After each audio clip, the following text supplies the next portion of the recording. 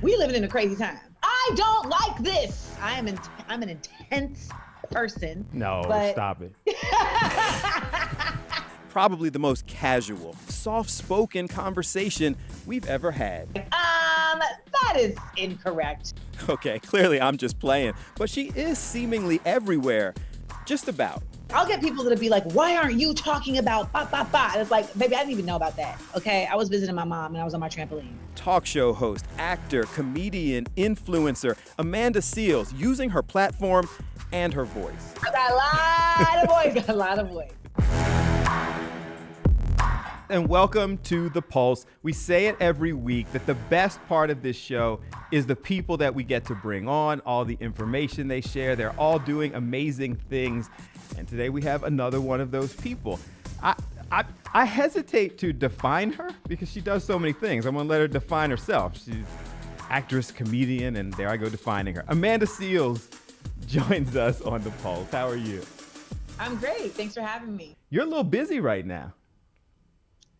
Yes, but in a good way. I'm not complaining. I am busy. I'm actually going to be in Philly on November 12th, doing stand-up at the Miller Theater. So really excited to be doing that. And I am about to be launching my syndicated radio show with Reach Media and Urban One on November 7th. And we will be launching in Philly on 100.3 WRMB. Absolutely. I saw you running up the Rocky steps on your Instagram page. So you're all in.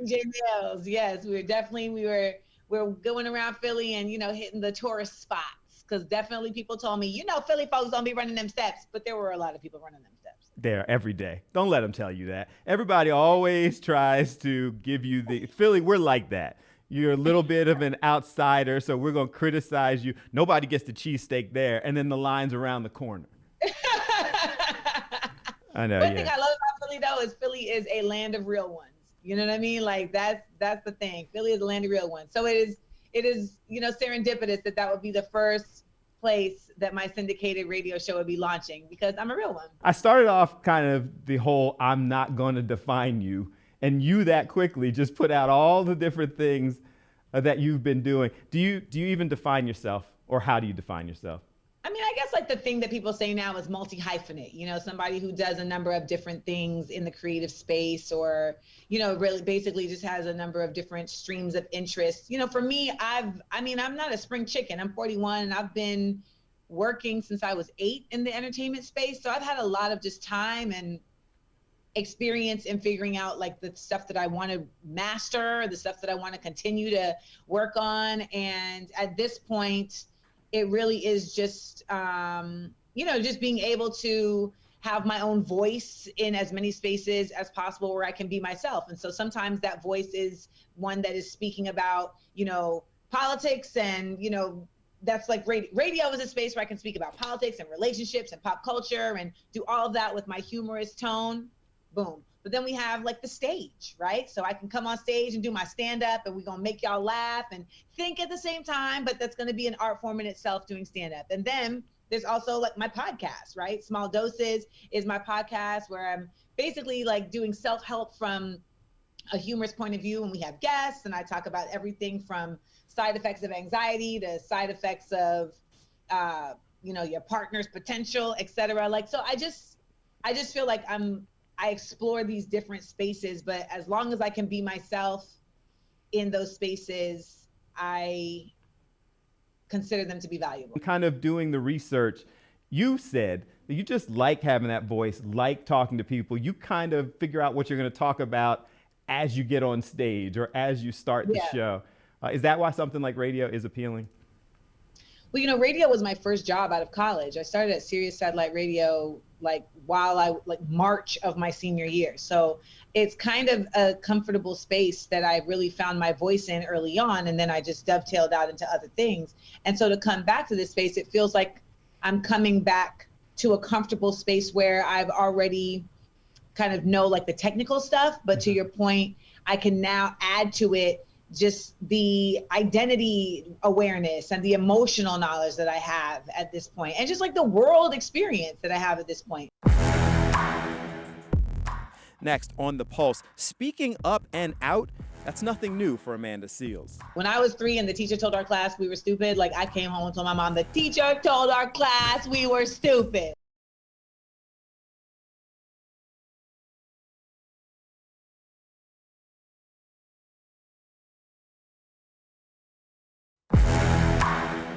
I love these Fendi. I have a problem. Converse. I have a problem. I love how you just don't even care. So a lot of people right now know you for Insecure. That's what a lot of people know. And it seems like that space and a lot of other things you're doing, I guess, helped cemented the whole she's just real and comfortable in her own skin. And, you're I don't think Insecure had anything to do with that. Insecure, I'm acting, So, I mean, it's not like you're getting to see, me be comfortable in my own skin because I'm literally in another person's skin. Right. It's a character. I think it's more so, just a confluence of my interviews and then my takes on social media and then my book and my podcast. It's the places where you show up as yourself and then it's consistent. There were real things going on during this pandemic, from, George Floyd's murder to the insurrection to people posting black squares on Instagram to try and act like they're down with black folks and they really have no idea what that really means. There were just things to talk about. But have you been the person who's been comfortable taking on those challenges, those issues, putting yourself out in front of, some really controversial topics? I've been that person since I was 3. Really? I've literally been that person my whole life. When I was 3 and the teacher told our class we were stupid, I came home and told my mom, the teacher told our class we were stupid. She was up in that class the next day. But that's always, I got in trouble in high school because our art teacher was teaching us about Aborigine art, and she referred to the Aborigines of Australia as a Stone Age people. And my hand shot up in that sky so fast, I was like, that is incorrect. They're not a Stone Age people. They are ancient peoples who are absolutely a part of current day civilization as well. And she called up to my mom and we had to have a whole deep meeting with the dean because Amanda was correcting the teacher in front of the class. I've always been this person. So where'd it come from? My mother is from Grenada. Grenadians as a culture are a very outspoken and political people. I was fostered in a culture of, if you're gonna let misinformation be delivered in front of you and not challenge it, then you are enabling it. So has it changed in doing that? No, I absolutely agree with that. I think that the that you got from me is that there's not, no, that was so much passion. What just happened? No, I think that what's interesting, particularly when we do this show, I think that a lot of people feel that way, that you have to or you should challenge the types of things that are wrong or people are being hurt. But a lot of people, especially when they ascend to the level of exposure that you have, are less comfortable doing it. As you have more to lose, people tend to hide behind that and are not as willing to step out there and take on those challenges. And that was the because you are very seemingly very comfortable stepping up and doing that, almost as if everybody would. The ascension that you speak of has literally, very much in part been based on me being my authentic self and being that person who's going to say the thing. And I think the reason why it was an ascension is because I have an uncanny knack for linguistics. I'm really good at expressing myself and getting a point across in a succinct and clear way, right? So, and that's part of me coming from a poetry background and a rap background. I'm a master with words. I'm really good at that. But I think a lot of folks, even if that's how they feel, that isn't necessarily a part of what their route has been. And so once they get to a certain point on their route that they were doing simultaneously, they're like, oh, well, this is a thing I have to leave out now, or I need to find another way to do it that's maybe more surreptitious, right? That's the other thing. I use my voice. Some people use their money. I use my money as well, but I don't have as much money as other people do. Got a louder voice than money. I got a lot of voice though. Got a lot of voice. How do your peers feel about that? Because you will hold people in Hollywood and other places, very accountable as well. I think it's weird that like there's like this weird hyperbolic version of me that people have, like I'm coming around with a pitchfork, like, what you talking about, Willis? You know what I'm saying? And it's like, first of all, rarely do I even like say people's names directly. There's a lot of people that I can just address behind the scenes, you know, like there's people that I've definitely said like, hey, like, what's that? And then there's people who have come to me and been like, what's that about? You know? Okay. But then there's people that you have to say their name. Like when I see Isaiah Washington, like boldly sitting up there with DJ Vlad talking about how Aaliyah at 15 had control of her relationship with R. Kelly, who impregnated her as a young woman and then tried to have her married to him. I'm like, I got to say your name. You are wilding. And that is like boldly disgusting language to hear from an adult.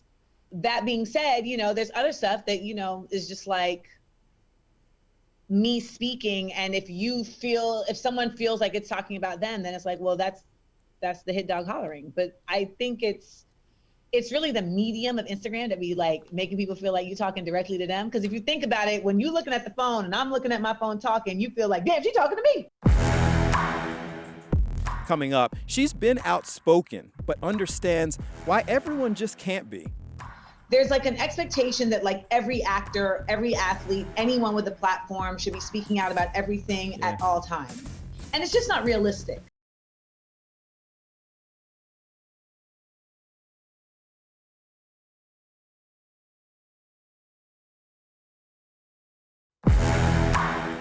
What's an anti-Black remark, Amanda? An anti-Black remark would be Kanye West saying that slavery is a choice.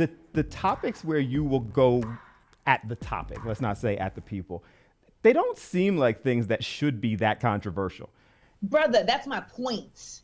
Like, it's not like I'm pulling something out from like under a rug, like, wait a minute, now let's not, it's not a gotcha thing. Is 9 times out of 10, I feel like most people are saying the exact same thing. They just don't have a platform of 2 million people, or they may not feel like they can because they may not have like the words, or they may not feel comfortable articulating their point. And then when I say it, they're like, that part. See? Like that part, like what she just said, like hit like on social media. But you know, like so many people just don't feel seen, like in their sanity. We living in a crazy time. Yeah. Okay. We're like literally like, even being smart, people be trying to act like that's ableist. So at this point, it's like, we have to still uphold like tenets of honesty and, you know, facts, and just even the reality of like the importance of research and ethics, which has become just kind of like lost in the world of, I mean, journalism is like this in many cases, you know, all these editorial headlines. You're like, what does that even mean? But you just pointed out that people have this kind of, you know, whether it's true or a myth, they have this image of you as the person who's going out there and confronting people, and I'm coming at their necks, and I'm going to correct all these things. And then we agree that the things that you're saying aren't or shouldn't be terribly controversial in nature.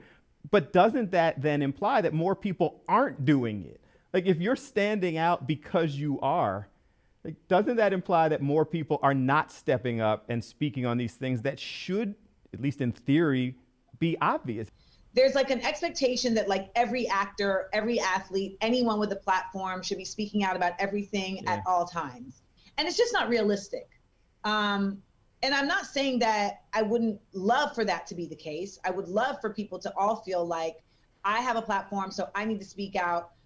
But I also know that like not everybody knows about everything that's happening. Right. Like I'll get people that'll be like, why aren't you talking about ba, ba, ba? And it's like, baby, I didn't even know about that. Okay. I was visiting my mom and I was on my trampoline. I have no idea what you're talking about.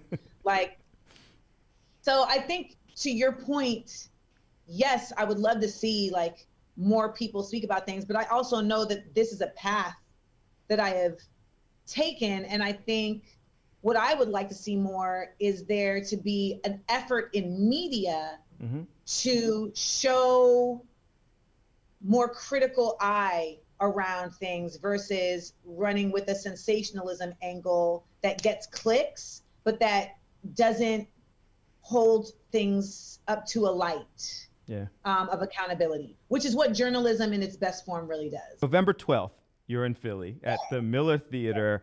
For people in Philly, it's part of the Kimmel campus. It used to be the Miriam Theater. There's a lot of people have been there, and we encourage everybody to come. You just started to touch on it, but in a real city, you know, what are people coming to see when they come see you at the Miller Theater?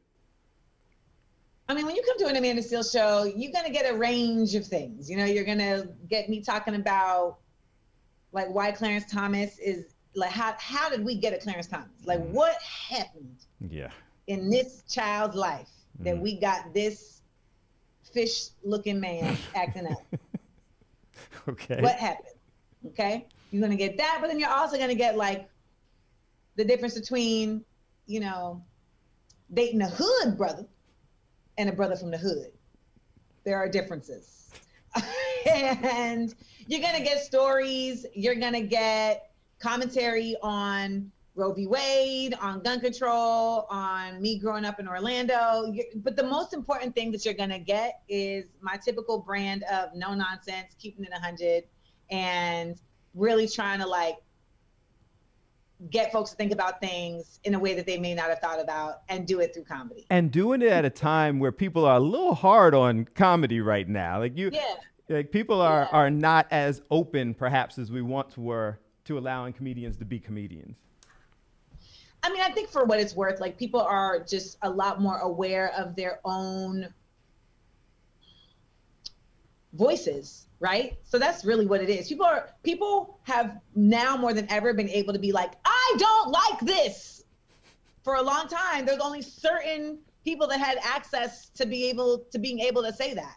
So now we have folks that can, you know, really speak up, and it kind of is going to bleed into every area. And so it's bled into comedy. I mean, I've gotten it sometimes, but ultimately the comic's job is to make people laugh. If that person doesn't make you laugh, don't support that person.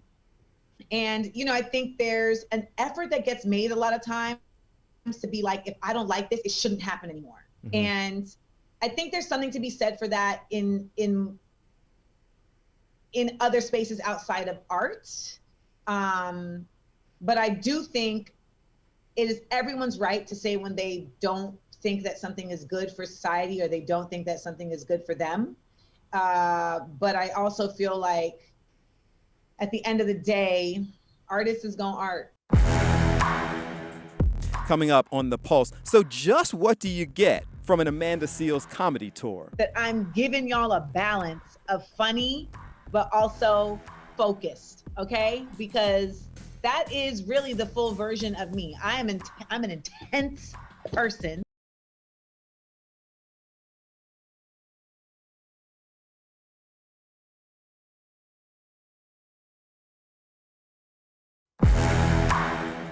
We got to get our stamina up because we're going to be waking Philly up every morning on 100.3 WRB. It's me, Amanda Seales.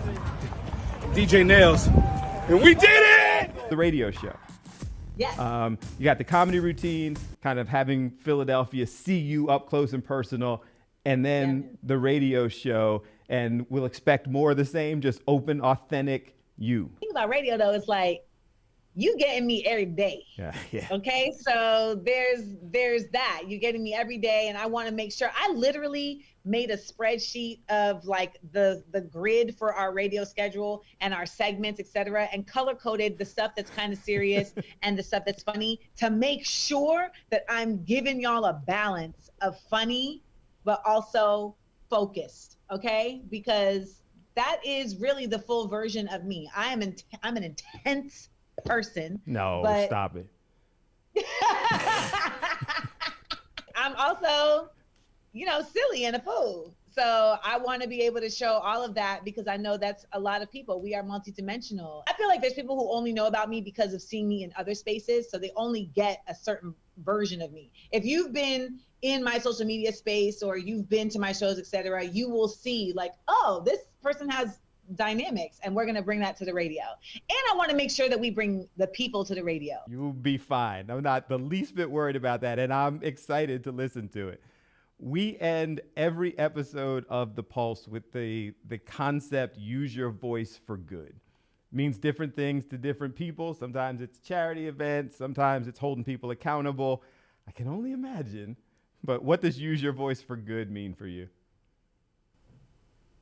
Use your voice for good means for me,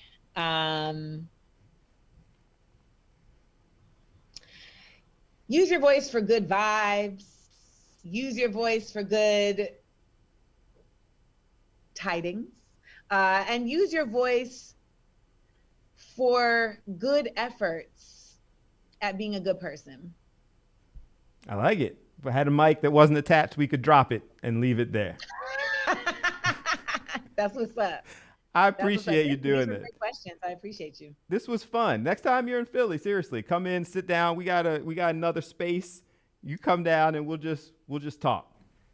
Well, I'll be in Philly before the show, so please, y'all, make sure you get your tickets to the Miller Theater on November 12th. Mm-hmm. I'm just super excited. I haven't done stand-up in Philly since like 2018, I think. So I'm long overdue to be on stage in Philly. And we want to make sure that we do our best to sell this show out and show Live Nation that Philly rocks with your girl, Amanda Seales. Oh, no doubt. Guys, thank you so much for watching The Pulse. Wow. I feel like that's what The Pulse is about. These types of discussions and exploring people, getting a better understanding, not shying away from issues and having fun. And Amanda Seales is all of that. And if you would like to hear more of it, the podcast available all places you get your podcasts. You should subscribe, download this one. Make sure you get more of Amanda Seales. I think I'm going to go download this one as well. I leave you today, as I always do, reminding you that whenever you can, use your voice for good and have a good one.